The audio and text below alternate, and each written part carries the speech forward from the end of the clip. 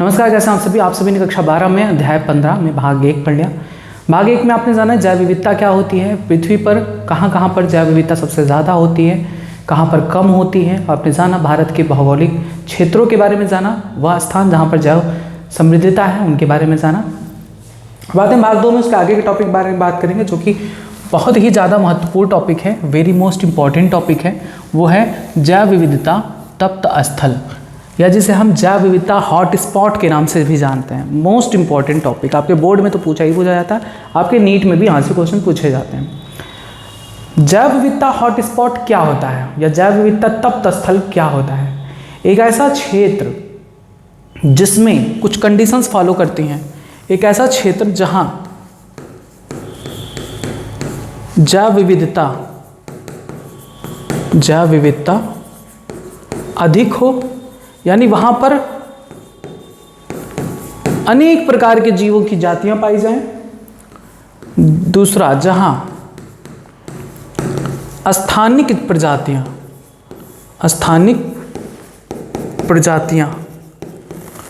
अधिक हों, यानी वहाँ पर ऐसी प्रजातियां पाई जाएं जो अन्य जगहों पर ना पाई जाएं। स्थानिक प्रजातियां जिन्हें हम एंडेमिक स्पीसीज बोलते हैं, ऐसे जातियां जो केवल उस विशेष स्थान पर ही पाए जाते हैं और अन्य जगहों पर नहीं पाए जाते। जैसे कंगारू एक एंडेमिक स्पीसीज है, जो सिर्फ ऑस्ट्रेलिया में पाया जाता है और कहीं नहीं पाया जाता। ऐसे क्षेत्र जहां स्थानिक प्रजातियां अधिक हों, और यह क्षेत्र कहीं ना कहीं मानवीय क्रियाकलाप द्वारा खतरे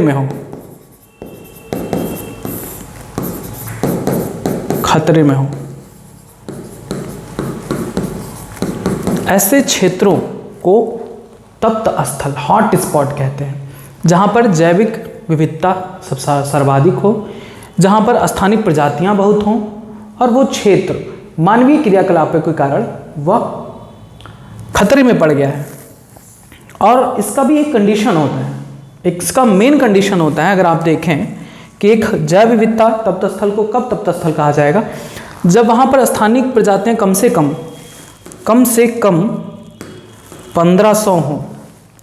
कितना हो? कम से कम 1500 स्थानिक जातियां वहां पर हो, कम से कम 1500 स्थानिक जातियां हो, और मानवीय क्रियाकलापों के कारण उसका 70% आवास कम हो गया है। यानी मानव ने उस क्षेत्र में इतना क्रियाकलाप किया कि उस क्षेत्र विशेष का 70% भाग नष्ट हो चुका है। बचा 30%, वो भी विलुप्ति के कगार पर है। 30% विलुप्ति के कगार पर हो, ऐसा क्षेत्र तप्त स्थल या हॉट स्पॉट कहलाता है। क्लियर है? ये दो आपको कंडीशंस याद रखने हैं, 3 कंडीशंस तप्त स्थल के। एक वो जहाँ जैव विविधता बहुत अधिक हो, वहाँ स्थानिक प्रजातियाँ कम से कम 1500 होनी चाहिए। दूसरा, वहाँ मानवीय क्रियाकलापों के कारण वहाँ का जो मूल आवास 70% क्या है? नष्ट हो चुका है मानवीय क्रियाकलापों के कारण, जैसे वनों की कटाई करने से, सड़क के निर्माण, बांध के निर्माण के कारण ऐसा होता है। जो बचा 30% एरिया है वो भी विलुप्ति के कगार पर है मानवीय क्रियाकलापों के कारण। ऐसे स्थान को हम तप्त स्थल कहते हैं।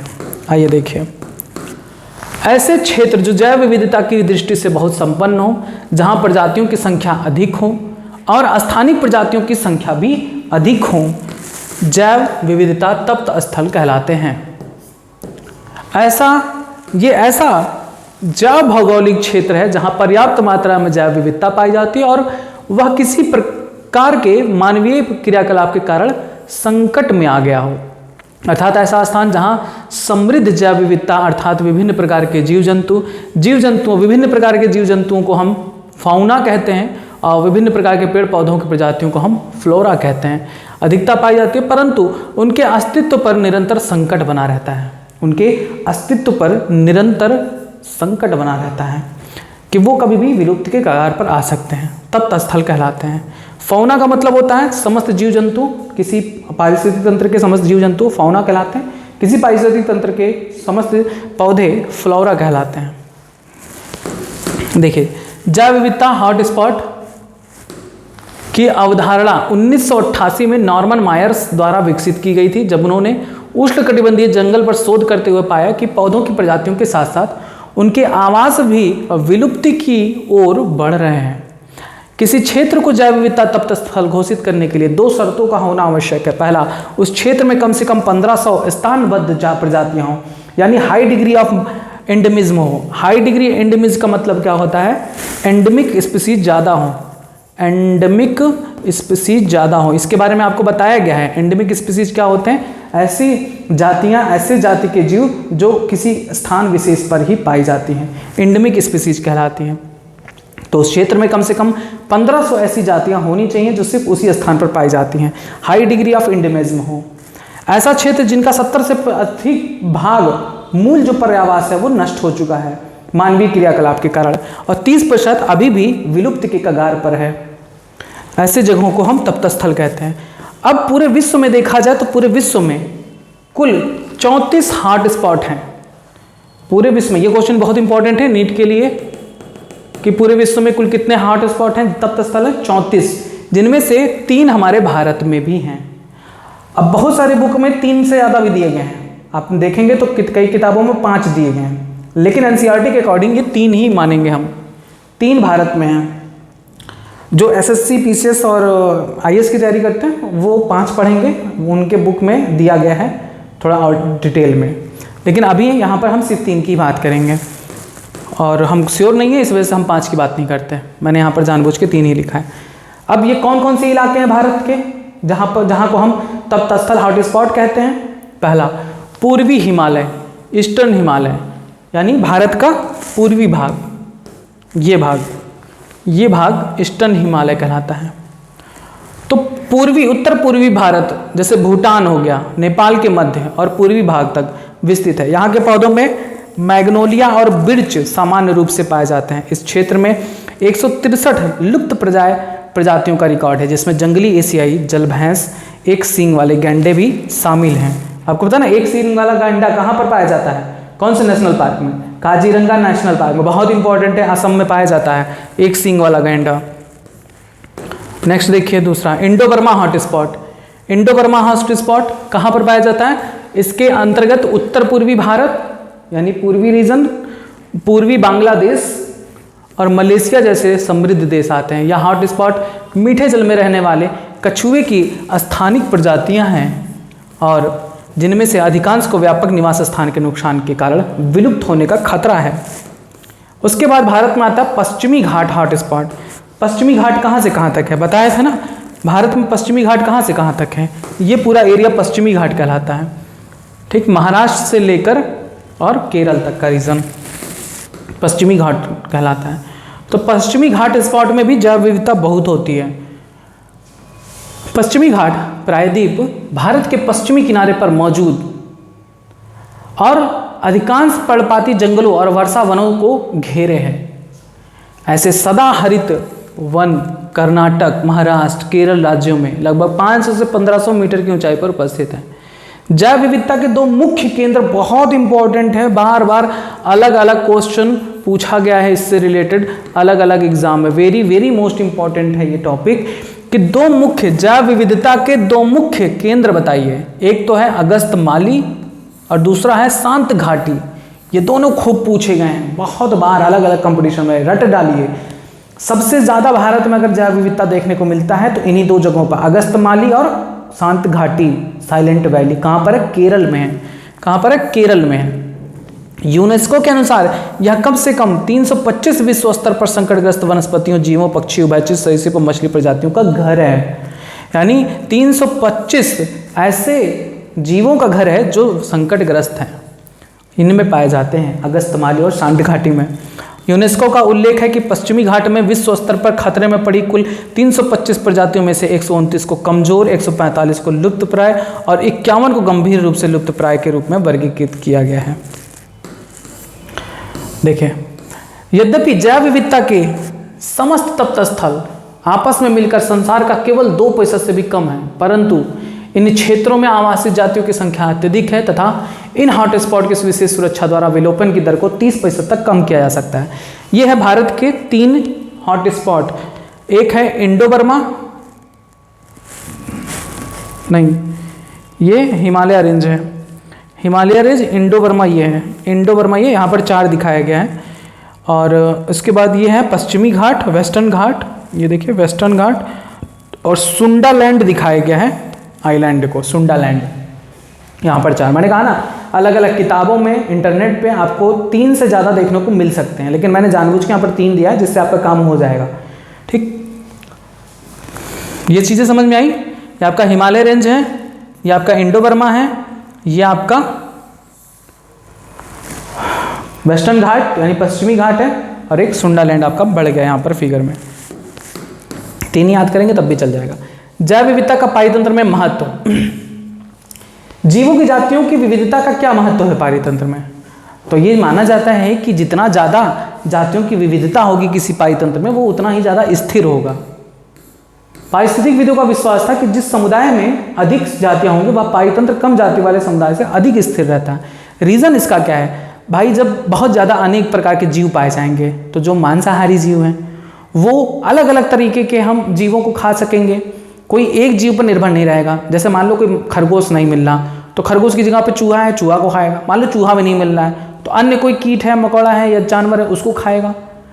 तो जैव विविधता के होने से, जीवों में अलग प्रकार के काफ़ी ज़्यादा विविधता होने से वो पारितंत्र काफ़ी स्थिर होता है, क्योंकि वहाँ पर आवास की कमी तो उतनी नहीं होती, फूड की कमी भी नहीं होती, यानी भोजन और अन्य जो सहायक सामग्रियाँ हैं इन जीवों के लिए उनकी कमी नहीं होती।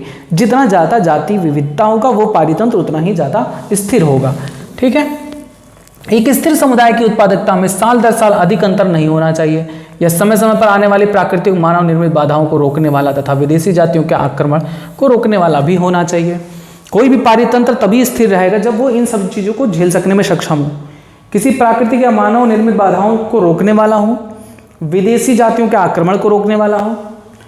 हम नहीं जानते कि ये गुण जातीय समृद्धि में किस प्रकार संबंधित है, लेकिन डेविड टिलमैन द्वारा प्रयोगशाला के बाहर के भूखंडों पर लंबे समय तक पारितंत्र के प्रयोग इस बारे में कुछ प्रारंभिक उत्तर देते हैं।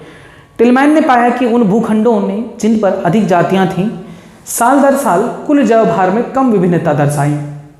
उन्होंने अपने प्रयोग में यह भी दर्शाया कि विविधता में वृद्धि से उत्पादकता भी बढ़ती है। बताया ना, अब पेड़ पौधे होंगे ज़्यादा तो उनसे जानवर, शाकाहारी मांसाहारी जीव की प्रजातियां बढ़ेंगी। यद्यपि हम पूर्ण रूप से यह नहीं जानते कि कैसे जातीय समृद्धि पारितंत्र अच्छा बनाए रखने में सहयोग प्रदान करते हैं। हम यह जानते हैं, महसूस करते हैं कि समृद्ध जैव विविधता केवल अच्छे पारितंत्र के लिए ही आवश्यक नहीं है, बल्कि इस ग्रह पर मानव जीवन को जीवित रखने के लिए भी आवश्यक है। इस समय हम जातियों को भयावह गति से खो रहे हैं। तब प्रश्न उठता है कि यदि कुछ जातियां विलुप्त हो जाएं तो क्या वास्तव में इसका हम पर कोई प्रभाव पड़ेगा? इसका आंसर नहीं दिया जा सकता, क्योंकि हमें कुछ भी नहीं पता है कि पारितंत्र का कौन सा जीव किस रूप में हमारे लिए वो सिद्ध साबित हो रहा है। क्योंकि जैसे हम उन जीवों को बारे में जानते हैं जिनसे हम डायरेक्टली प्रत्यक्ष रूप से लाभान्वित होते हैं, लेकिन उन जीवों के बारे में नहीं जानते जिनके कारण ही दुनिया चल रही है। अब एक एग्जाम्पल छोटा सा देता हूँ। आज के समय में मनुष्य को पता है कि मधुमक्खी एक अच्छा परागणकारी माना जाता है, पता है। वो मनुष्य को ये भी पता है कि ज़्यादातर पौधों में परागण की प्रक्रिया मधुमक्खियों द्वारा ही होती है। अब कहना भी यही है कि मधुमक्खियां अगर नष्ट हो जाएं तो पता नहीं कितने पौधे नष्ट हो जाएंगे, क्योंकि बहुत सारे पौधे ऐसे हैं जो पूरी तरीके से मधुमक्खी पर डिपेंड हैं कि वो आकर उनका परागण करेंगी। क्लियर है? तो अभी तो हमें पता है कि मधुमक्खी इस तरह से हमारे लिए लाभान्वित है। मान लो हमें नहीं पता होता और हम मधुमक्खियों का अंधाधुंध शिकार कर दें, उन्हें नष्ट कर दें, पृथ्वी से एकदम वो विलुप्त हो जाएं, तो उनके कारण कितने पौधे नष्ट हो जाते हैं हमें पता चलता नहीं। ऐसे ही पृथ्वी पर कोई भी आया है, कोई भी जन्म लिया है तो बेवजह नहीं लिया है, वो कुछ ना कुछ करने ही आया है। चाहे वो अपनी संख्या बढ़ाकर कुछ कर रहा है, चाहे वह प्रकृति में कोई ना कोई कार्य कर रहा है जिससे संतुलन प्रकृति का बना हुआ है। अगर जीवों का इस तरह से विलुप्त होना जारी रहेगा तो धीरे धीरे उनसे संबंधित भी जीव भी नष्ट होते रहेंगे। इसका असर पड़ सकता है, अभी नहीं पता चल रहा, क्योंकि अभी इतनी समृद्धता है जीवों की जातियों में कि किसी एक का काम दूसरा कर देता है। लेकिन जब यह बड़े पैमाने पर जीवों की विविधता में ह्रास होगा तो इसका दुष्प्रभाव पड़ेगा। एक एग्जाम्पल यहाँ पर दिया गया है एक जहाज से रिलेटेड। एक जहाज, वायुयान, जो कि बहुत बड़ा होता है, बहुत सारे यात्रियों को अपने साथ लेकर जाने का काम करता है। उस जहाज में बहुत सारे रिवेट लगे होते हैं, रिवेट मतलब स्क्रू वगैरह लगे होते हैं। तो वो स्क्रू, वो पेंच जो छोटे छोटे, कम से कम लाखों पेंच लगे हैं उसमें, अगर आप वायुयान में बैठे हैं, बार बार आप बैठ रहे हैं, उतर रहे हैं, यात्रा कर रहे हैं उससे, और आप हर यात्रा में उसमें से एक एक पेंच निकालते जा रहे हैं, एक एक रिवेट निकालते जा रहे हैं, एक एक स्क्रू निकालते जा रहे हैं, अपने साथ लेते जा रहे हैं, तो शुरुआत में तो वायुयान को इतना फर्क नहीं पड़ेगा। छोटे छोटे जीव को आप लेके जा रहे हो, चीज़ों को लेके जा रहे हो, उससे फर्क। लेकिन हाँ, अगर उसके पंख के रिवेट को ज़्यादा निकाल लोगे तब असंतुलन शुरू हो जाएगा। अब उन पंख के रिवेट का मतलब समझिए, पारितंत्र के उस महत्वपूर्ण जीव से है जिसके कारण पारितंत्र स्थिर है। अगर हम उन जीवों को नष्ट करना, खोना शुरू कर दिए, तब पारिस्थितिक तंत्र अस्थिर होना शुरू हो जाएगी। कहने का मतलब है कि पारितंत्र में जितने भी जीव हैं सब महत्वपूर्ण हैं। अगर उनमें से एक आध दो जीव जो छोटे मोटे हैं वो निकल रहे हैं, अभी हमको उसका असर नहीं दिख रहा है, पारितंत्र में ज़्यादा बदलाव नहीं दिख रहा है। लेकिन अगर महत्वपूर्ण रूप से जो जीव हैं जिनकी कारण वो पारितंत्र स्थिर है, वो अगर खोना शुरू कर दिए, तब पारिस्थितिक तंत्र क्या होगा, असंतुलित होना शुरू हो जाएगा, बिगड़ना शुरू हो जाएगा। तो वहीं इसका एग्जाम्पल दिया गया है कि जैसे एक वायुयान में हजारों रिवेट लगे होते हैं, वायुयान को एक पारितंत्र माना गया है और रिवेट को उस पारितंत्र में रहने वाले जीवों की जातियां माना गया है। अगर उस रिवेट यानी कील को हर जाति लेते जाता रहा तो विलुप्त होने लगा, अगर एक एक कील, तो शुरुआत में तो जहाज की सुरक्षा पर कोई ज़्यादा असर नहीं पड़ेगा, लेकिन कुछ समय बाद जहाज खतरनाक रूप से कमज़ोर हो जाएगा। साथ ही साथ यह भी महत्वपूर्ण है कि कौन सा रिवेट हटाया गया। जहाज के पंख का रिवेट हटाना हवाई सुरक्षा की दृष्टि से जहाज के अंदर सीट व खिड़कियों के रिवेट हटाने से अधिक महत्वपूर्ण है। जहां जहाज के पंख के रिवेट को पारितंत्र की मुख्य जातियों से तुलना की गई है, यानी किसी पारितंत्र की वो मुख्य जातियां जो बहुत महत्वपूर्ण रूप से रोल अदा कर रही थी, अगर वो विलुप्त हो जाएंगे तो वो पारितंत्र असंतुलित हो जाएगा। अब देखिए, जैव विविधता को क्षति यानी लॉस ऑफ बायोडाइवर्सिटी। तो जैव विविधता को क्षति से संबंध है कि हम जीवों की जो अधिक विविधता देखते हैं उनकी क्षति हो रही है, विलुप्त हो रहे हैं। विलुप्त होने के मतलब पृथ्वी से उनका अस्तित्व समाप्त होता जा रहा है, तो ये सही नहीं है किसी भी रूप से। हमारे ग्रह पर यानी पृथ्वी पर जैव संपदा भंडार में तेजी से हानि हो रही है। इसके लिए मानव क्रियाकलाप मुख्य कारण है। मानव द्वारा प्रशांत उष्णकटिबंधीय द्वीपों पर आवासीय बस्तियां स्थापित करने से वहां के मूल पक्षियों की 2000 से अधिक जातियां विलुप्त हो गईं। उष्णकटिबंधीय द्वीपों पर आवासीय बस्तियां स्थापित करने से वहां के मूल पक्षियों की 2000 से भी ज़्यादा प्रजातियां विलुप्त हो गई। अब देखो, हम लोग तो शहर में रहते हैं, पहले तो हम लोग का शहर में उतना ज़्यादा भीड़ भाड़ नहीं होती थी, इतना ज़्यादा ट्रैफिक नहीं होता था, इतनी ज़्यादा बिल्डिंग वगैरह नहीं थी, तो हम लोग को सुबह सुबह बहुत पक्षियाँ दिखती थी, हमारे छतों पर आती थी, बाहर चहचहाती थी, पेड़ पौधे थे उन पर रहती थी, गौरैया और छोटे छोटे पक्षियाँ कभी कभी घर में ही आ जाती थी तो हम लोग पकड़ लेते थे उनको। आज के समय में पक्षियाँ दिखती ही नहीं है, कौवा तक नहीं दिखता, जो सबसे गंदीला जानवर जिसको देखने का मन न करे वो भी नहीं दिखता। ये कंडीशन हो गई है।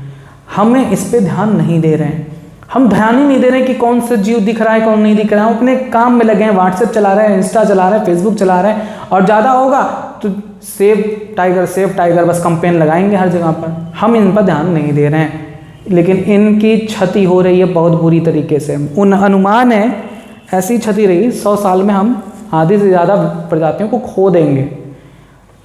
अगर आप भी शहर में रहते हो, ध्यान दो, निकलो बाहर, देखो कहीं कौवा दिखेगा, नहीं दिख रहा, क्योंकि ये सब विलुप्त हो रहे हैं धीरे धीरे। मानवीय क्रियाकलाप ही इसका मुख्य कारण है। IUCN एक संस्थान जिसके बारे में आपको बताया था, इसका फुल फॉर्म आपको कमेंट बॉक्स में लिख के बताना। IUCN का फुल फॉर्म बताइए। एक लाल सूची जारी करती है, लाल सूची जारी करती है किसमें? रेड डाटा बुक में। मोस्ट इंपॉर्टेंट, लाल आंकड़ा पुस्तक कौन जारी करता है?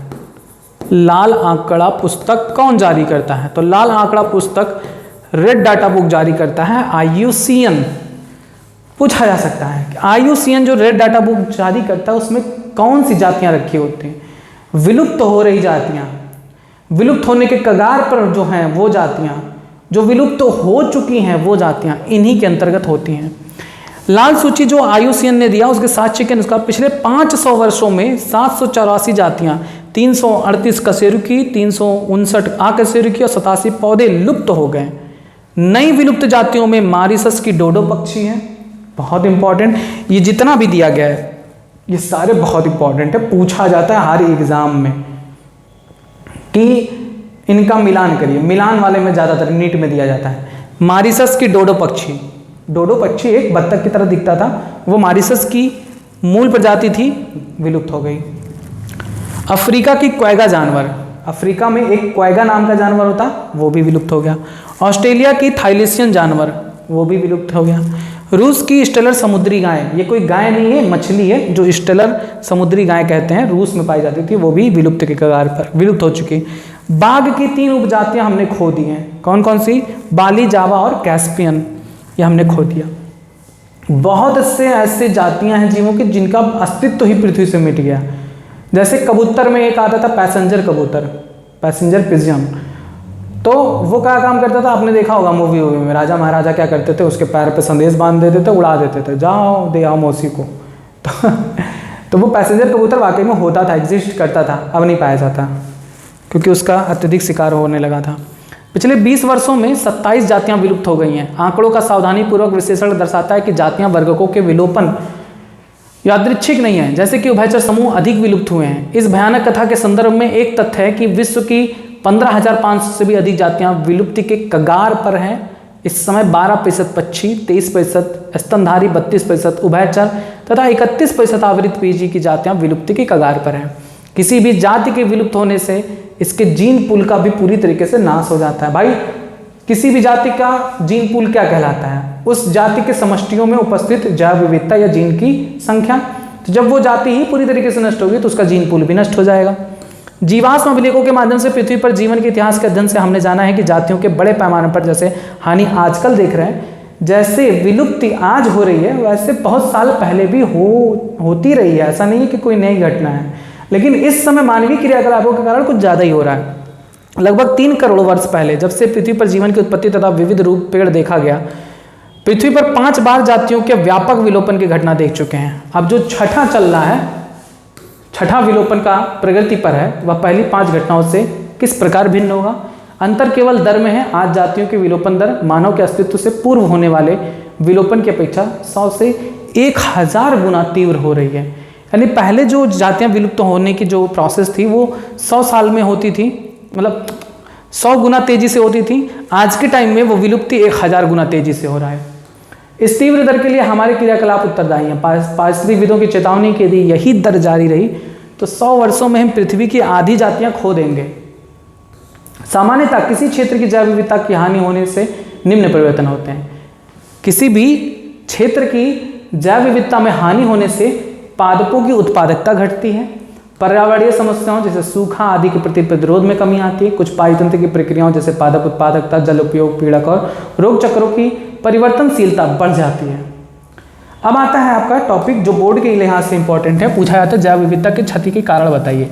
जैव विविधता को नुकसान पहुंच रहा है, उसका कारण बताइए। तो इसका कारण केवल मानवीय क्रियाकलाप नहीं है, प्राकृतिक भी है। आइए देखते हैं। जातीय विलोपन की बढ़ती हुई दर जिसका विश्व सामना कर रहा है वह मुख्य रूप से मानवीय क्रियाकलापों के कारण है। इसके 4 प्रमुख कारण हैं। पहला, आवासीय क्षति तथा विखंडन। मानव अपने उपयोग के लिए बांध बनाता है, रेलवे लाइन बिछाता है, हवाई अड्डे बनाता है। इन सभी से जो प्राकृतिक आवास है वह नुकसान होता है, तभी तो बनता है। जंगल वगैरह की हम कटाई करते हैं, वहाँ स्थान खाली करते हैं, तो उससे वहाँ के जीवों के लिए आवास कम पड़ जाता है। वह जंतु व पौधे के विलुप्तीकरण का मुख्य कारण है। उष्णकटिबंधीय वर्षा वनों में होने वाला आवासीय क्षति इसका सबसे अच्छा उदाहरण है। प्राकृतिक आवासों की क्षति मनुष्य के अनेक क्रियाकलापों द्वारा कुछ क्रियाओं द्वारा निम्न है। पहला, वनोन्मूलन।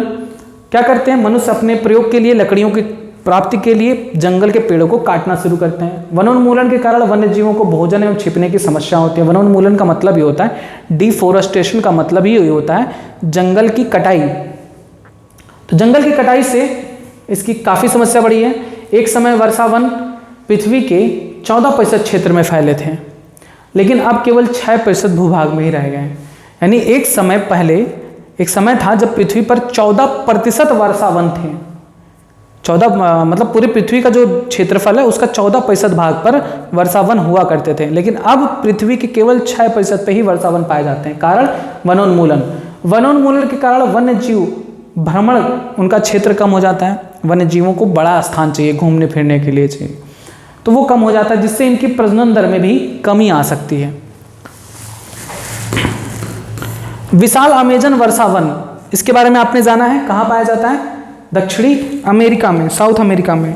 विशाल वर्षावन, जिसे विशाल होने के कारण पृथ्वी का फेफड़ा भी कहा जाता है। ये भी क्वेश्चन बहुत इंपॉर्टेंट है, बार बार पूछा गया अलग अलग एग्जाम में कि पृथ्वी का फेफड़ा किसे कहा जाता है? अमेजन वर्षावन को। उसमें संभवतः करोड़ों जातियां निवास करती थी। इस वन को सोयाबीन की खेती के लिए खूब सफाया किया गया, जानवरों के चरागाहों के लिए काटकर साफ कर दिया गया। तो इससे अमेजन वर्षावन पर भी इफेक्ट पड़ रहा है।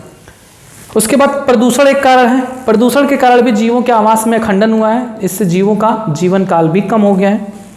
नेक्स्ट, विकासीय कार्य। मनुष्य अपने आवश्यकता हेतु बांध का निर्माण करता है, सड़क निर्माण करता है, हवाई अड्डे बनाता है, कृषि भूमि, रेलवे लाइन आदि के कारण जीवों के प्राकृतिक आवास में कमी होती है।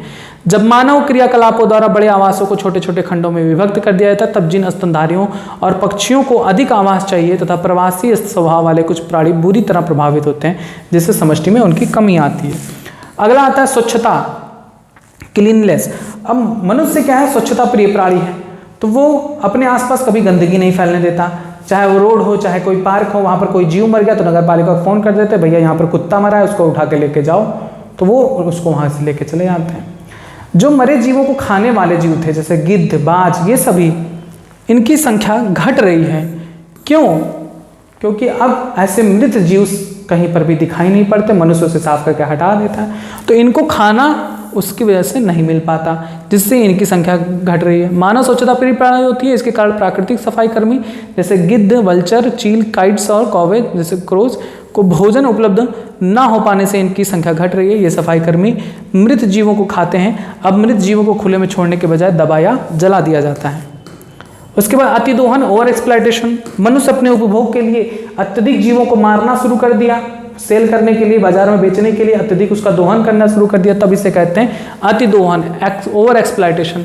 मानव हमेशा भोजन तथा आवास के लिए प्रकृति पर निर्भर रहा है, लेकिन जब आवश्यकता लालच में बदल जाती है तब इसकी प्राकृतिक संपदा का अत्यधिक दोहन शुरू हो जाता है। मानव द्वारा अतिदोहन से पिछले 500 वर्षों में बहुत सी जातियां जैसे स्टेलर समुद्री गाय, पैसेंजर कबूतर विलुप्त हुई हैं। आज बहुत सारी समुद्री मछलियां आदि की जनसंख्या शिकार के कारण कम होती जा रही है, जिसके कारण व्यावसायिक महत्व की जातियां खतरे में हैं। तीसरा मुख्य कारण है विदेशी जातियों का आक्रमण। जब कहीं पर बाहर की जातियां आ जाती हैं किसी पाईतंत्र में, तो वो उस पाईतंत्र के जीवों से स्पर्धा करने लगती हैं, और अगर वो काफ़ी ज़्यादा स्ट्रांग रही तो वहाँ के स्थानीय प्रजातियों को नष्ट कर देती हैं, जिसकी वजह से हम उन्हें खो सकते हैं। तो जब बाहरी जातियां अनजाने में या जानबूझकर किसी भी उद्देश्य से एक क्षेत्र में लाई जाती हैं, तब वह उनमें से कुछ आक्रामक होकर स्थानीय जातियों में कमी या विलुप्ति का कारण बन जाती है। जैसे जब नील नदी का मछली, नील नदी के पानी का मछली जिसे नाइल पर्च कहा जाता है, उसको जब पूर्वी अफ्रीका के विक्टोरिया झील में डाला गया, तब झील में रहने वाली पारिस्थितिक रूप से बेजोड़ सिचिलिड मछलियाँ, बहुत इंपॉर्टेंट है ये भी क्वेश्चन, कि जब नील मछली को पूर्वी अफ्रीका में उपस्थित विक्टोरिया झील में डाला गया, तब उससे सिचिलिड मछलियाँ क्या होती हैं, 200 से अधिक जातियाँ उसकी विलुप्त हो गई, क्योंकि ये थोड़ा खतरनाक थी, इनकी वजह से ये जीवित नहीं रह पा रही थी, स्पर्धा नहीं कर पा रही थी। गाजर घास, लैंटेना और हायसिंथ जैसी आक्रामक खरपतवार जातियों से पर्यावरण को होने वाली क्षति हमारी देशज जातियों के लिए पैदा हुए खतरों से अच्छी तरह से परिचित हैं। जैसे आपने देखा है वाटर हाइसिंथ, जिसे हम क्या कहते हैं, आइकॉर्निया, जिसे जलकुंभी सामान्य भाषा में क्या कहता है। जलकुंभी में कहीं अगर आपने देखा तालाब में, कोई तालाब अगर जलकुंभी से भरा है तो पूरे खाली जलकुंभी ही होते हैं, अन्य पौधे नहीं होते, क्योंकि जलकुंभी खतरनाक हैं, वो अपने ही जीवित रहती हैं, बाकी दूसरे को मार देती हैं, मतलब ऐसा माहौल बना देती हैं उस जल में कि दूसरे पौधे उग ही नहीं पाते हैं। मत्स्य पालन के उद्देश्य से अफ्रीकन कैटफिश क्लेरियस गैरीपाइनस मछली को हमारी नदियों में लाया गया, लेकिन अब यह मछली हमारी नदियों की मूल असल के मीन कैटफिश जातियों के लिए खतरा पैदा कर रही हैं। तो बाहरी जातियां भी स्थानीय प्रजातियों के लिए कभी कभी खतरा बन जाती हैं। इसके बाद है सहविलुप्तता, को एक्सटिंक्शंस, यानी सहविलुप्तता का मतलब क्या होता है कि जब दो जीव एक दूसरे पर निर्भर होते हैं, तो अगर एक जीव विलुप्त हुआ तो उसके कारण दूसरा भी जीव विलुप्त हो जाता है उनकी कमी से। जब एक जाति विलुप्त होती है तब उस पर आधारित दूसरी जंतु या पादप जातियां भी विलुप्त होने लगती हैं। जब एक परपोषी मत्स्य जाति विलुप्त होती है तब उसके विशिष्ट जो परजीवी हैं वह भी विलुप्त हो जाते हैं। एक अन्य उदाहरण सहविकसित पौधे परागकण सहकारिता है। इसके बारे में समझिए, परागकण सहकारिता। मैंने बताया था ना कि पौधों को परागण करने के लिए किसी न किसी जीव की जरूरत पड़ती है, कीट की जरूरत पड़ती है, तो वो उस पर परागण की क्रिया के लिए निर्भर होता है। अगर वो कीट खत्म हो जाए तो वो पौधा भी समाप्त हो जाएगा क्योंकि उसका परागण की प्रक्रिया नहीं हो पाती। इसके अतिरिक्त जैव विविधता को हानि पहुंचाने के लिए अन्य कारण भी है, जैसे दावानल। दावानल को कहते हैं फॉरेस्ट फायर, जंगल में लगने वाली आग, शिकार, हंटिंग आदि।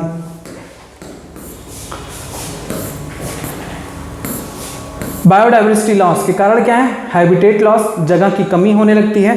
मनुष्य अपनी आवश्यकता के लिए बांध का निर्माण करता है, सड़कों का निर्माण करता है, हवाई अड्डों का निर्माण करता है, जिससे प्राकृतिक जगह कम होती है, जिससे इन जीवों को जो बड़े स्थान पर रहना चाहते हैं उनकी कमी से इनकी संख्या घटती है।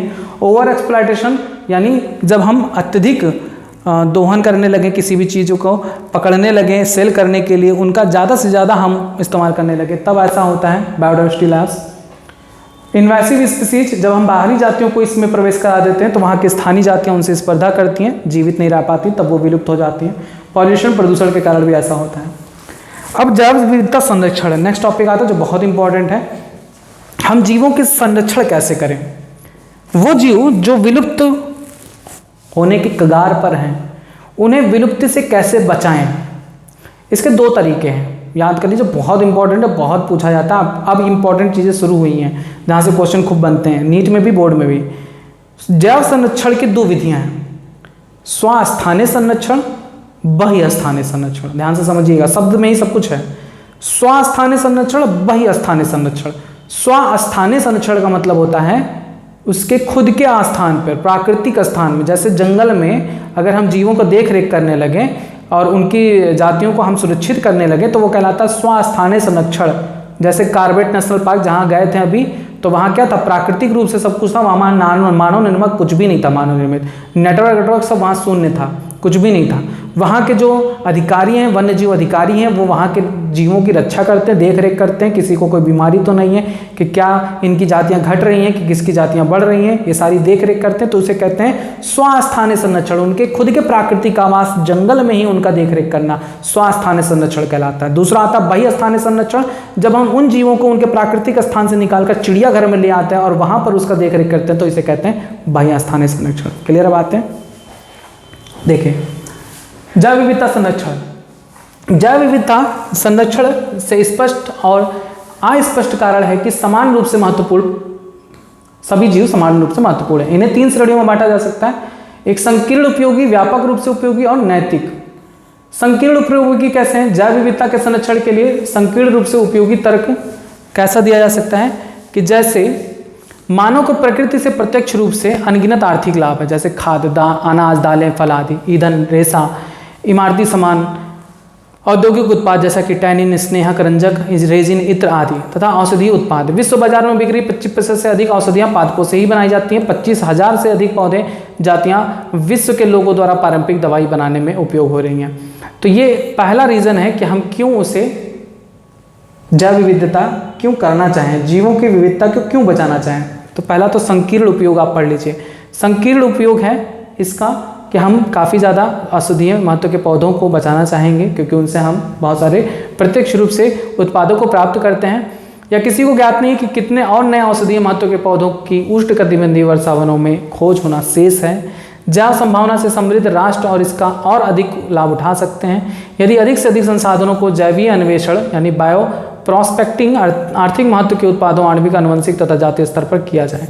दूसरा आता है व्यापक रूप से उपयोगी, यानी हम जैव संरक्षण को क्यों करेंगे, इसका एक दूसरा व्यापक रूप से उपयोगी तर्क है कि व्यापक रूप से उपयोगी संबंधित तर्क कहता है कि प्रकृति द्वारा प्रदान की गई जैव विविधता की अनेक पारितंत्र सेवाओं में मुख्य भूमिका है।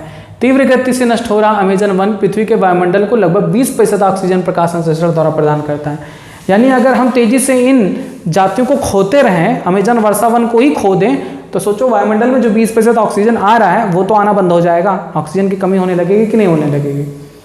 नैतिक कारण यानी इथिकल रीजन, हमारा खुद भी जिम्मेदारी बनता है कि हम जीवों का संरक्षण करें। जैव विविधता संरक्षण के नैतिक तर्क का संबंध पृथ्वी के ऊपर उपस्थित उन लाखों जंतु, पादप, वास्तु, जीव जातियों से जिनके साथ हम रहते हैं। दार्शनिक व आध्यात्मिक रूप से हमें यह समझने की आवश्यकता है कि प्रत्येक जाति का अपना निज मूल्य होता है, भले ही इसका हमारे लिए चालू या आर्थिक मूल्य ना हो। हमारी नैतिक जिम्मेदारी बनती है कि हम उनकी देखरेख करें, इस जैविक धरोहर को आने वाली पीढ़ी के लिए अच्छी हालत में रखें, यानी आने वाली पीढ़ी जो है वो भी उन जातीय समृद्धता को देख सके। ऐसा ना हो कि हम शेर को मार मार के उसका खाल उतार उतार कर बेच दें और पता लगा शेर विलुप्त हो जाए, हमारी आने वाली जनरेशन में देख ही ना पाए। हो सकता है कि शेर में कुछ ना ऐसा कुछ खास हो जो हमारे लिए उपयोगी हो जाए। ठीक। जैव संरक्षण की विधियाँ, जैव संरक्षण की 2 विधियां हैं, अभी बता रहे हैं। जैव संरक्षण का अर्थ है कि जैव मंडल के मानवीय प्रयोग की व्यवस्था जिससे मनुष्य की वर्तमान पीढ़ी को भरपूर लाभ प्राप्त हो तथा इनको आने वाली पीढ़ी के लिए भी सुरक्षित किया जा सके। संक्षेप में यह कहना उचित है कि जैव मंडल में इसे बिना हानि पहुंचाए अत्यधिक लाभ प्राप्त करने की तकलीफों का प्रयोग ही संरक्षण है। जैव विविधता के संरक्षण की 2 विधियां हैं। स्वास्थानीय संरक्षण, जब हम उन जीवों को प्राकृतिक आवास में ही संरक्षण करते हैं। वन्य जंतुओं का उनके प्राकृतिक आवास में संरक्षण करना स्वास्थानीय संरक्षण कहलाता है। इस प्रकार के संरक्षण के लिए प्राकृतिक वनों, चरागाहों, मैदानों, नदियों, झीलों आदि का भी संरक्षण आवश्यक होता है। यानी ऐसा नहीं है कि अगर हम वन्य जीव का प्राकृतिक या स्वास्थानीय संरक्षण कर रहे हैं तो केवल उनमें उपस्थित जीवों का ही संरक्षण करेंगे, नहीं। जैसे कोई जंगल है तो जंगल में सिर्फ हम जंगली जीवों का ही संरक्षण नहीं करते हैं, वहाँ के पाए जाने वाले विभिन्न प्रकार के जातीय जीवों का या अजैविक कारकों का भी हम संरक्षण करते हैं। जैसे कोई जंगल है तो उसमें झील है तो झील का भी हम संरक्षण करेंगे, नदी है नदी का भी संरक्षण करेंगे, पौधे हैं पौधे का भी संरक्षण करेंगे, तो वो समस्त कहलाता है। इस प्रकार के संरक्षण के लिए प्राकृतिक वनों, चारागाहों, मैदानों, नदियों, झीलों आदि का भी संरक्षण आवश्यक होता है। इसके लिए इन प्राकृतिक आवास स्थानों को निषिद्ध क्षेत्र घोषित कर दिया जाता है, यानी जहाँ पर हमें उन्हें संरक्षण करना, पूरा का पूरा आवास निषिद्ध प्रोहिबिटेड एरिया हो जाता है कि जहाँ पर कोई भी मानवीय क्रियाकलाप नहीं की जाएगी। ऐसे बहुत सारे नियम रखे गए हैं स्वास्थानीय संरक्षण के लिए। जहाँ हम गए भी थे जिम कॉर्बेट नेशनल पार्क, वहाँ पर भी 3 जोन होते हैं। एक होता है कोर रीजन और एक होता है मुझे याद नहीं आ रहा है, प्रोफंडिक रीजन होता है, ऐसा कुछ होता है, जहाँ पर हम लोगों को जाना अलाउ होता है। जो कोर रीजन है, मेन सेंटर उस जंगल का, वहाँ जाना अलाउ नहीं होता। बहुत सारी चीज़ें वहाँ पर रूल रेगुलेशंस होती हैं जो उन्हें उनके प्राकृतिक आवास में सुरक्षित बनाती हैं। अब स्वास्थानीय संरक्षण के अंतर्गत कौन कौन आता है?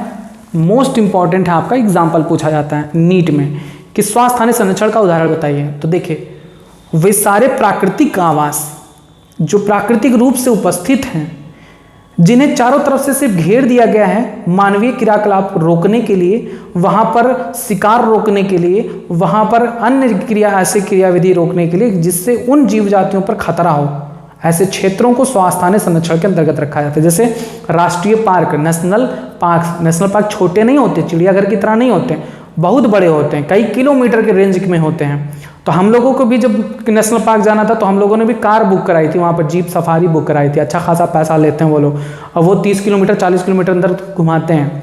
तो ये इतना बड़ा तो चिड़ियाघर नहीं होता। हाँ, भले ही चिड़ियाघर बड़ा होता है लेकिन इतना भी बड़ा नहीं होता जितना नेशनल पार्क है। तो नेशनल पार्क एक बड़ा क्षेत्र होता है। राष्ट्रीय पार्क, जिसे राष्ट्रीय उद्यान नेशनल पार्क कहते हैं। दूसरा जैव मंडल आरक्षित क्षेत्र, और तीसरा वन्य जीव अभ्यारण्य, और चौथा पवित्र उपवन।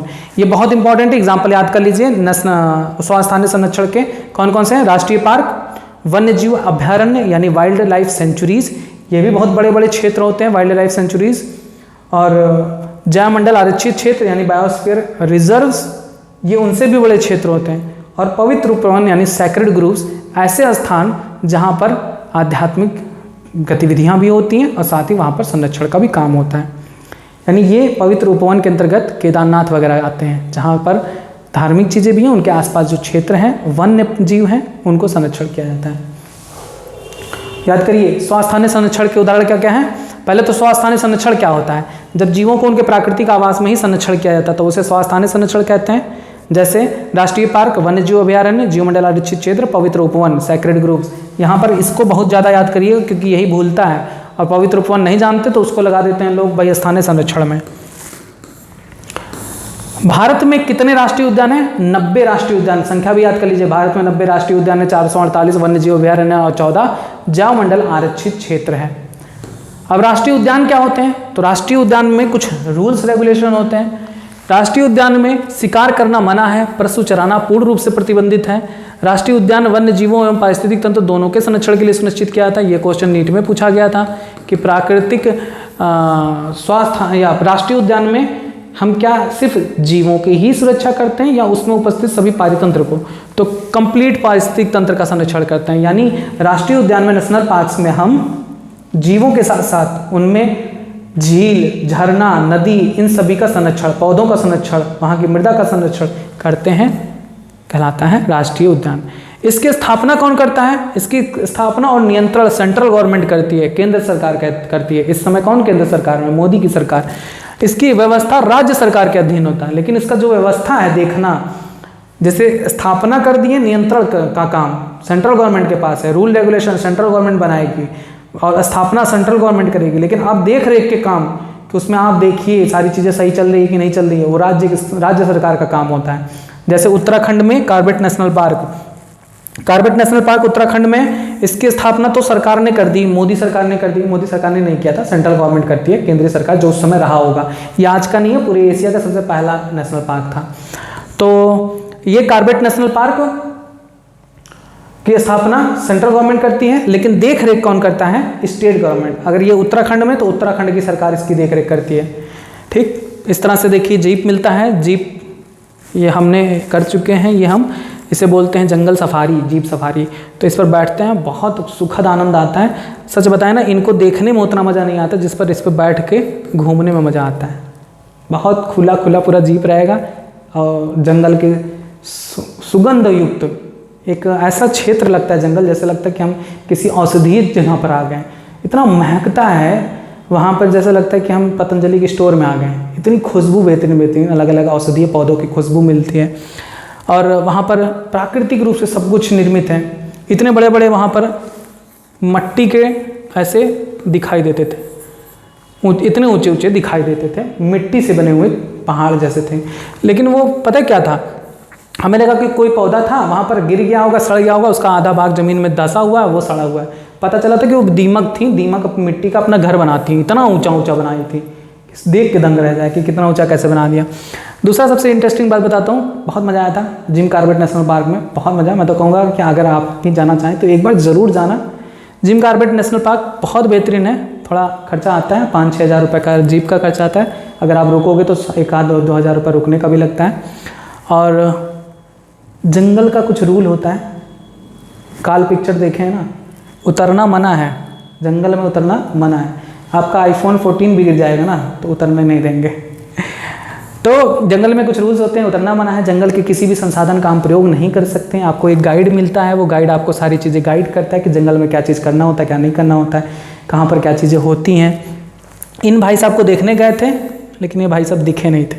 इनके जो पगमार्क्स थे वो केवल दिखे थे। वो बता रहे थे कि सुबह इस रास्ते से गए हैं ये महाराज, लेकिन वो कहाँ छिपे हैं हम नहीं जानते। और जंगल के किसी संसाधन का उपयोग नहीं कर सकते, लेकिन मैं खुलेआम बता रहा हूँ, मैंने पिया था जंगल का नेचुरल वाटर, बहुत शानदार था। और झरने में से कहीं से आ रहा था वो पानी, इतना मीठा, इतना टेस्टी कि पूछिए मत। चलिए याद आ गया वो सारी चीज़ें। तो ये नेशनल पार्क के कुछ थे। अब रूल्स देख लेते हैं। नहीं, पहले आप ये देख लीजिए। रूल्स तो आप जान चुके हैं कि वहाँ पर किसी भी मानवीय क्रियाकलाप को नहीं करने दिया जाता है, पूरी तरीके से प्रोहिबिटेड है। शिकार वगैरह या चारागाहों को चराना ये सब बहुत मना है। अब यहाँ पर देखिए कुछ प्रमुख नेशनल पार्क दिए गए हैं भारत के, जहाँ से भी क्वेश्चन पूछे जाते हैं। इन भैया को तो मत भूलना, मोस्ट इम्पॉर्टेंट। गिर राष्ट्रीय उद्यान कहाँ पर है?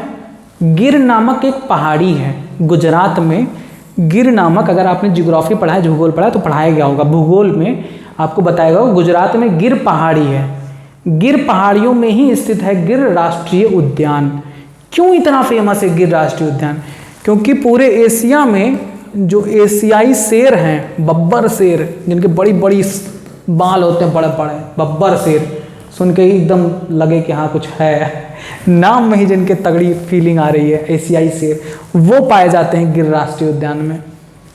Jim Corbett national park most important क्यों? क्योंकि एशिया का सबसे पहला नेशनल पार्क था, उत्तराखंड में बनाया गया। जिम कॉर्बेट का नाम पहले कुछ और था शुरुआत में, जो इसका स्थापना किए थे उनका नाम था, मुझे याद नहीं आ रहा है।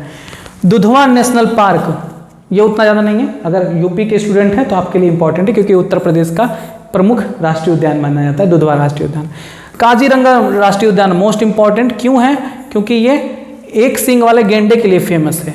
एक सींग वाला गैंडा बहुत इंपॉर्टेंट है, पूछा जाता है कि भारत में एक सींग वाला गैंडा कहाँ पाया जाता है? काजीरंगा राष्ट्रीय उद्यान जो कि असम में है। पेंच राष्ट्रीय उद्यान मध्य प्रदेश में, बहुत ज़्यादा इंपॉर्टेंट नहीं है लेकिन याद कर लीजिएगा क्योंकि ये भी टाइगर के लिए फेमस है। कान्हा राष्ट्रीय उद्यान मोस्ट इंपॉर्टेंट है, क्यों? क्योंकि यह भी बाघ के लिए है, बाघ की संख्या ज़्यादा है मध्य प्रदेश का। सुंदरवन राष्ट्रीय उद्यान, सुंदरवन राष्ट्रीय उद्यान भी फेमस इस वजह से क्योंकि मैंग्रोव प्लांट्स बहुत पाए जाते हैं। मैंग्रोव प्लांट बहुत पाए जाते हैं। कहाँ पाया जाता है? पश्चिम बंगाल में। ठीक, यहाँ पर सारी चीज़ें दी गई हैं, मैंने ध्यान नहीं दिया। गिर राष्ट्रीय उद्यान क्यों फेमस है? एशियाई बब्बर शेर। जिम कॉर्बेट बाघ के लिए। दुधवा राष्ट्रीय इन सभी के लिए। काजीरंगा एक सींग वाला गैंडा, जिनको काले रंग से दिखाया ना वो बहुत इंपॉर्टेंट है। कान्हा बाघ के लिए। सुंदरवन बाघ, चीता, हिरण, मगरमच्छ, लेकिन सुंदरवन के बारे में जब भी नाम आए तो मैंग्रोव पौधे को मत भूलिएगा। दुधवा नेशनल पार्क, राजाजी राष्ट्रीय उद्यान, ये सब छोड़ सकते हैं। मानस भी पूछा गया है। मानस राष्ट्रीय उद्यान कहाँ पर है? असम में। उसके बाद हो गया सारी चीज़ें, दोबारा रिपीट हो गया शायद। कान्हा राष्ट्रीय उद्यान 3-4 बार रिपीट हो गया है क्या? रणथंभौर भी बहुत इंपॉर्टेंट है। रणथंभौर कहाँ पर है? राजस्थान में। ये भी बहुत इंपॉर्टेंट है। ये नीलगाय, ये सांभर के लिए बहुत इंपॉर्टेंट है रणथंभौर। पेरियार छोड़ सकते हैं, हजारीबाग छोड़ सकते हैं, कैमूर छोड़ सकते हैं, गिर, नल सरोवर। पंचमढ़ी इंपॉर्टेंट है। पंचमढ़ी एक क्या कहते हैं, हिल स्टेशन भी है पंचमढ़ी मध्य प्रदेश का। बहुत टाइम से सोच रहे हैं इसको निपटा दें लेकिन जा नहीं पा रहे हैं। इस बार तो पक्का तुमको गर्मी छुट्टी में निपटाएंगे। चंद्रप्रभा मानस राष्ट्रीय उद्यान। देखिए यहाँ पर कुछ राष्ट्रीय उद्यान के फिगर्स दिए गए हैं जिनमें जो प्रमुख जानवर पाए जाते हैं उनको दिखाया गया है। दूसरा आता है वन्य जीव अभयारण्य। अभी स्वस्थानीय संरक्षण ही चल रहा है, वह स्थान जहाँ पर हम उनके प्राकृतिक जीवों को उसी स्थान में ही संरक्षित करते हैं। वन्य जीव अभयारण्य। वन्य जीव अभयारण्य केवल वन्य जीवों के संरक्षण के उद्देश्य से सुनिश्चित किया जाता है। इसमें पशु चराने, लकड़ी काटने आदि की अनुमति इस प्रतिबंध के साथ दी जाती है कि इन क्रियाकलापों से वन्य प्राणी को प्रभावित ना हो। राष्ट्रीय उद्यान यानी नेशनल पार्क में तो सब कुछ बैन है, ना तो लकड़ी काटने देंगे ना तुमको काटने देंगे, मतलब काट देंगे अगर तुम काटोगे, लकड़ी काटोगे तो तुमको काट देंगे। यानी वहाँ पर चरागाहों के लिए मना है, लकड़ी काटना मना है, किसानी करना मना है, खेती करना मना है। लेकिन वन्य जीव अभयारण्य में थोड़ी छूट दी जाती है, इसीलिए उसे नेशनल पार्क ना बोल के वन्य जीव अभयारण्य बोलते हैं, क्योंकि वन्य जीव अभयारण्य बहुत बड़ा क्षेत्र होता है। तो उसमें कुछ हद तक पशु चराने की अनुमति दी जाती है, लकड़ी काटने की अनुमति दी जाती है। इस प्रतिबंध के साथ दी जाती है कि आपके किसी भी क्रियाकलाप से वन्य प्राणी प्रभावित ना हो। अगर ऐसा होता है तो जुर्माना लग सकता है। इसकी स्थापना और नियंत्रण राज्य सरकार के अधीन होता है। नेक्स्ट, जीवमंडल आरक्षित क्षेत्र, बायोस्फीयर रिजर्व, ये भी बहुत बड़ा क्षेत्र होता है। यूनेस्को, जिसका पूरा नाम है United Nations Educational Scientific and Cultural Organization, संयुक्त राष्ट्र शैक्षिक वैज्ञानिक एवं सांस्कृतिक संगठन ने वर्ष 1971 में मानव और जैवमंडल कार्यक्रम की शुरुआत की। जैवमंडल आरक्षित क्षेत्र स्थापित करने का प्रमुख उद्देश्य जैव विविधता व पारिस्थितिक तंत्र को दीर्घकालीन संरक्षण प्रदान करना, जैव संसाधनों का उचित प्रबंधन करना तथा इस क्षेत्र में आर्थिक सहयोग प्रदान करना। भारत में ऐसा पहला जैवमंडल आरक्षित क्षेत्र यूनेस्को के सहयोग में 1986 में नीलगिरी क्षेत्र में स्थापित किया गया।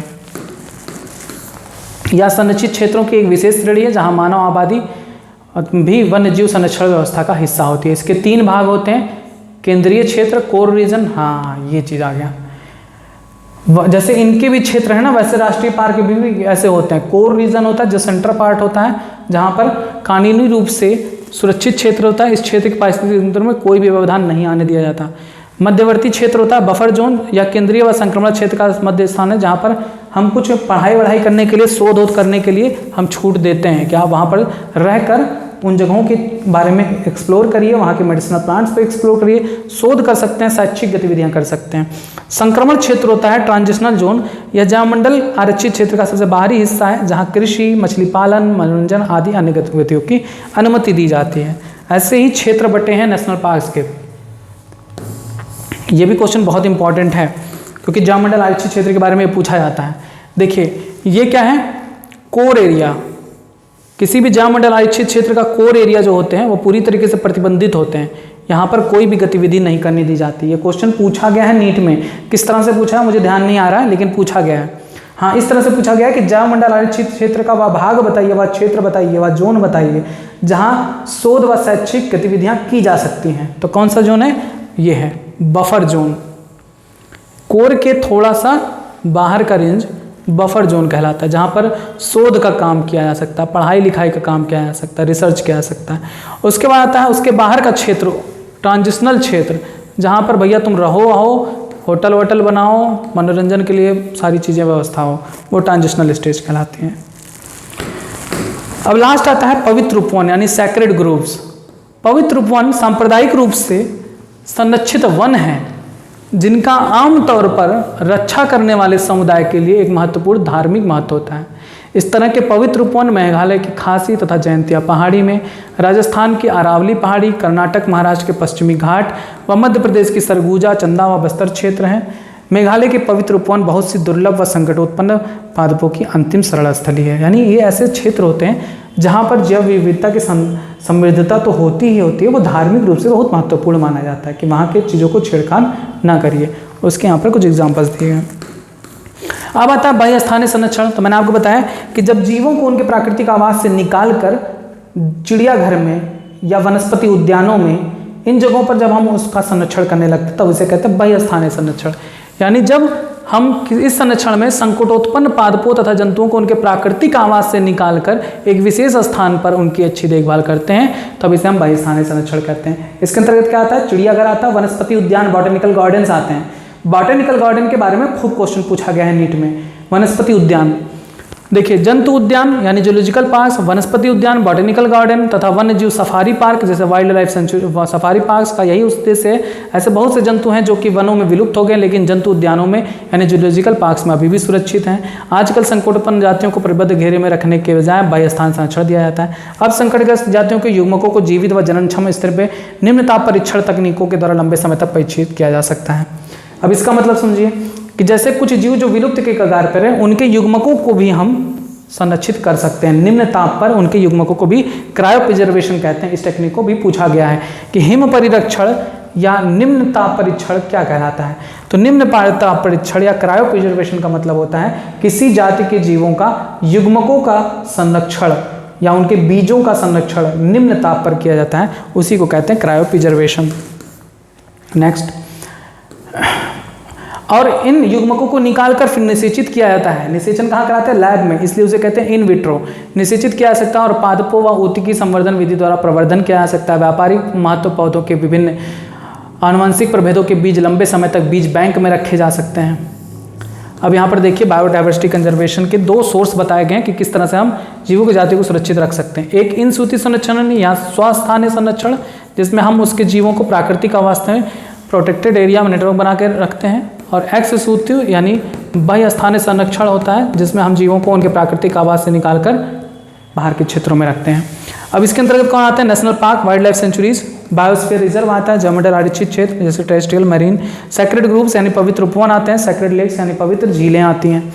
बाह्य स्थानीय संरक्षण में बॉटनिकल गार्डन आता है, आर्बोरेटा आता है, जूलॉजिकल गार्डन, एक्वेरिया आता है, seed bank, field gene bank, cryo preservation, sacred plants, home gardens आदि आते हैं। जैव विविधता के लिए कोई राजनीतिक परिसीमा नहीं है, इसलिए इसका संरक्षण सभी राष्ट्रों का सामूहिक उत्तरदायी है। वर्ष 1992 में रियो डी जेनेरियो में हुई जैव विविधता पर ऐतिहासिक सम्मेलन में सभी राष्ट्रों का आह्वान किया गया कि वे जैव विविधता संरक्षण के लिए उचित उपाय करें, उनसे मिलने वाले लाभों का इस प्रकार उपयोग करें कि वे लाभ दीर्घकालिक तक मिलते रहें। ऐसा ना हो कि उसका अत्यधिक दोहन करके उसका सारा सामान नष्ट कर दें और पता चला वो फ्यूचर में उसके लिए कुछ बचे ही ना। इसी क्रम में सन 2002 में दक्षिण अफ्रीका के जोहान्सबर्ग में सतत विकास पर विश्व शिखर सम्मेलन हुआ था। मोस्ट इंपॉर्टेंट पॉइंट कि विश्व शिखर सम्मेलन कहाँ हुआ था? विश्व शिखर सम्मेलन हुआ था अफ्रीका के जोहान्सबर्ग में। कब हुआ था? 2002 में, जिसमें विश्व के लगभग 190 देशों ने शपथ ली कि वे 2010 तक जैव विविधता की जारी क्षति दर में वैश्विक, प्रादेशिक व स्थानीय स्तर पर महत्वपूर्ण कमी लाएंगे। आगे देखिए, भारत के महत्वपूर्ण वन्य जीव संबंधी प्रोजेक्ट से भी क्वेश्चन पूछे जाते हैं। प्रोजेक्ट शेर, बस ये याद रखिएगा, सन 1 थोड़ा इंपॉर्टेंट है। प्रोजेक्ट लाइन की शुरुआत कब की गई थी? 1972 में, और यह गिर राष्ट्रीय उद्यान जूनागढ़ में शेरों के संरक्षण के लिए शुरू किया गया था, जब लगा था कि शेर विलुप्त होने के कगार पे है। प्रोजेक्ट टाइगर की शुरुआत कब की गई थी? मोस्ट इंपॉर्टेंट है आपके एग्जाम्स की दृष्टि से, नीट वगैरह की दृष्टि से या अन्य कंपटीशन एग्जाम के लिए यह बहुत इंपॉर्टेंट है। प्रोजेक्ट टाइगर की शुरुआत की गई थी 1973 में, और इसका महत्वपूर्ण जो पार्क रहा है वो कार्बेट राष्ट्रीय उद्यान रहा है, क्योंकि वहाँ पर बाघों की संख्या में बहुत गिरावट देखी गई थी। रणथंभौर राष्ट्रीय उद्यान, सुंदरवन, इन सभी इस प्रोजेक्ट के अंतर्गत आते थे। प्रोजेक्ट गैंडा की शुरुआत कब हुई थी? 1987 में, बहुत ज़्यादा इंपॉर्टेंट नहीं है, बस याद रखिएगा प्रोजेक्ट गैंडा से संबंधित कौन सा वन है? काजीरंगा, क्योंकि वहीं पर एक सींग वाला गैंडा पाया जाता है। प्रोजेक्ट हाथी है, उसकी शुरुआत की गई थी 1992 में, मत याद करिएगा। प्रोजेक्ट नदी डॉल्फिन छोड़ सकते हैं, जो कॉम्पिटिटिव वाले एग्जाम्स हैं उनमें आप पढ़िएगा, इसमें नहीं। बोर्ड वगैरह और नीट में उतना नहीं पूछा जाता। नीट में कहाँ से पूछा जाएगा? प्रोजेक्ट लायन, प्रोजेक्ट टाइगर और प्रोजेक्ट गैंडा, यहाँ से क्वेश्चन पूछे जा सकते हैं, 3 इंपॉर्टेंट है। प्रोजेक्ट लायन की शुरुआत कब की गई थी? 1972। प्रोजेक्ट टाइगर की 1973 में। अब वन्य जीव संरक्षण के लिए बहुत सारे सरकारी और गैर सरकारी संस्थाएं भी हैं। सरकारी संस्था वे हैं जिनको पैसा राज्य सरकार देती है या केंद्र सरकार देती है कि आप जीवों की संरक्षण करो, और कुछ गैर सरकारी यानी कुछ ऐसे नागरिक भी हैं जो जागरूक हैं, वो अपनी नॉन प्रॉफिटेबल एक संस्था बनाते हैं जिनमें लोग डोनेशन करते हैं, उनके पैसे से वे जीवों का संरक्षण करते हैं। तो गैर सरकारी संस्थाएं भी हैं, जैसे बॉम्बे नेचुरल, देखिए गैर सरकारी संस्था के बारे में बात करी जा रही है कि ऐसे कुछ लोगों ने एक सोसाइटी बनाई जिसे बॉम्बे नेचुरल हिस्ट्री सोसाइटी कहते हैं। इसकी स्थापना बम्बई के 7 नागरिकों द्वारा 1983 में की गई। यह सोसाइटी भारत, बर्मा तथा श्रीलंका के पादप जात व प्राणी जात के संग्रह एवं अन्वेषण तथा शैक्षिक सूचनाओं से संबंधित क्रियाकलापों का निष्पादन करती है। यह सोसाइटी एक पत्रिका का संपादन भी करती है। दूसरा, भारतीय वन्य जीवन परिषद परिरक्षण सोसाइटी, इसकी स्थापना देहरादून में की गई। यह अनेक शैक्षणिक एवं अन्वेषण संबंधी क्रियाकलापों के साथ चीतल नामक द्विभाषी त्रैमासिक पत्रिका भी निकालती है। सरकारी संस्था में देखिए जूलॉजिकल सर्वे ऑफ इंडिया काम करती हैं। इसकी स्थापना कलकत्ता में सन 1916 में की गई। इसका उद्देश्य भारतीय प्राणी जाति का सर्वेक्षण, पर्यवेक्षण एवं अनुसंधान करना है। वर्ग की अध्ययन, संकटापन्न जातियों की अवस्थिति का सर्वेक्षण, परिणामों का शोध पत्रिकाओं तथा भारतीय जंतु संपदा के रूप में प्रकाशन इसकी प्रमुख गतिविधियों में सम्मिलित है। संपूर्ण भारत में इसकी 36 शाखाएं कार्य कर रही हैं। नेक्स्ट आता है भारतीय वन्य जीवन परिषद। इसकी स्थापना 1994 में केंद्रीय वन्य जीवन परिषद के नाम पर परामर्शदात्री की समिति के रूप में हुई। 1952 में इसका नाम बदलकर भारतीय वन्य जीवन परिषद कर दिया गया। इस परिषद ने 1972 में वन्य जीव संरक्षण अधिनियम बनाया। Most important, very very most important, कि वन्य जीव संरक्षण अधिनियम कब लाया गया? वन्य जीव संरक्षण अधिनियम कब लाया गया? 1972 में। आपको पता है 1972 में प्रोजेक्ट लायन भी आया था। क्लियर है? दोनों को रिलेट कर लीजिए, कभी नहीं भूलेगा। 1972 में प्रोजेक्ट लायन की शुरुआत भी की गई थी। 1972 में ही वन्य जीव अधिनियम संरक्षण, वन्य जीवन संरक्षण अधिनियम भी लागू किया गया था। और 1973 में टाइगर, प्रोजेक्ट टाइगर की शुरुआत की गई थी। ये क्वेश्चन मत भूलिएगा, ठीक है।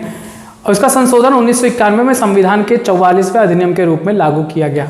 बस ये था आपका चैप्टर पूरी तरीके से समाप्त। जैव विविधता और संरक्षण में, जैव विविधता और संरक्षण में आपके कुछ बहुत ही सिलेक्टेड पॉइंट्स हैं जहाँ से बार बार क्वेश्चन पूछे जाते हैं। जैसे मैंने बताया आपको, स्वास्थानीय संरक्षण, बाह्यस्थानीय संरक्षण से एक क्वेश्चन नीट में तय रहता है। दूसरा, विलुप्त हो चुके जानवरों के बारे में, मॉरिशस की डोडो, अफ्रीका का क्वेगा, ये सभी क्वेश्चन भी तय रहता है नीट में। उसके बाद आपका बोर्ड में स्वास्थानीय बाह्यस्थानीय संरक्षण से पूछा ही जाता है। बोर्ड के हिसाब से आपका पूछा जाता है कि जैव विविधता की क्षति का कारण बताइए। ये भी क्वेश्चन बहुत इंपॉर्टेंट है आप में। और भी बहुत सारे टॉपिक है जो नीट में क्वेश्चन पूछे जाते हैं, जैसे प्रोजेक्ट टाइगर, प्रोजेक्ट लायन, वन्य जीव संरक्षण अधिनियम कब लागू हुआ, ये सारी चीज़ें आपकी पूछी जाती हैं। उम्मीद है कि यह टॉपिक, ये चैप्टर आपको पूरी तरीके से समझ में आया है। मैंने थोड़ा फास्ट पढ़ाया है, मैं जानता हूँ, लेकिन इसमें कुछ खास समझने वाला नहीं है, ज़्यादातर रटने वाला है। तो रटने वाली चीज़ें हैं जो मैंने आपको बताया है, जो समझना है वो भी मैंने आपको बताया। तो जो चीज़ें याद करनी है वो चीज़ें आप याद करोगे, जो मैंने आपको बताया याद करने के लिए। जो समझना है वो आप समझ के अपने माइंड में नोट कर लोगे। इसके बाद आखिरी अध्याय आता है जो है अध्याय 16, पर्यावरण के मुद्दे। आपको आप जल्द ही बताया जाएगा। तब तक आप कुछ क्वेश्चन के जवाब दीजिए जो इस टॉपिक से रिलेटेड मोस्ट इंपॉर्टेंट होंगे, वही मैं आपसे क्वेश्चन पूछूंगा। इस बार मैं बुक को भी यूज़ कर लेता हूँ क्योंकि ये इंपॉर्टेंट टॉपिक है। मैं देखता हूँ कहाँ से क्वेश्चन पूछे गए हैं और इनसे मैं आपसे क्वेश्चन पूछता हूँ।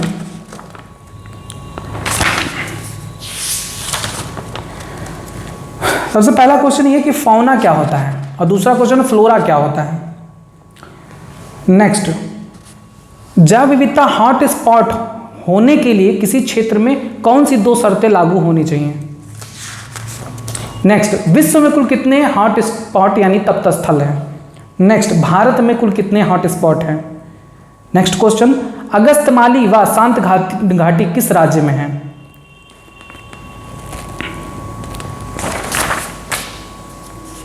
नेक्स्ट, लाल आंकड़ा पुस्तक कौन जारी करता है? नेक्स्ट, नई विलुप्त जातियों में मॉरिशस की कौन सी पक्षी विलुप्त हुई है? अफ्रीका का कौन सा जानवर विलुप्त हुआ? ऑस्ट्रेलिया का कौन सा जानवर विलुप्त हुआ? रूस का कौन सा जानवर? अब बाघ की कौन सी 3 उपजातियां विलुप्त हुई हैं, बताइए। जैव विविधता की क्षति के कारण बताइए। सिर्फ हेडिंग डाल दीजिएगा, बाकी आप उसके बारे में पढ़िएगा। जैव विविधता संरक्षण की 2 विधियों के बारे में बताइए। नेक्स्ट क्वेश्चन, पवित्र उपवन किसके अंतर्गत आता है? स्वस्थानीय संरक्षण या बाह्य स्थानीय संरक्षण के अंतर्गत आता है?